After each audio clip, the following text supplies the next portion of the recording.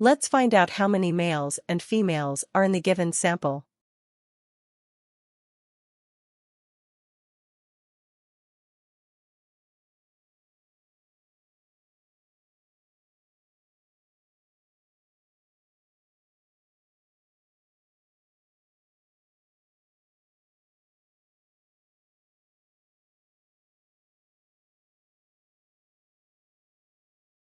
The population of sample is 12. So we have 5 males and 7 females. 41.7% are males and 58.3% are females. Percent and valid percent are equal because there is no missing data. Now let's create a bar chart.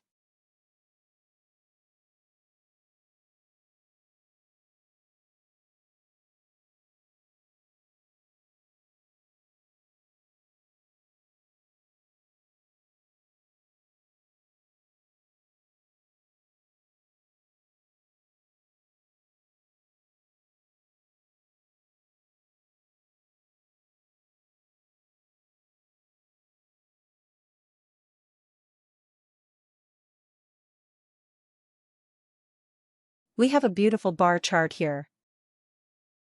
Subscribe for more videos.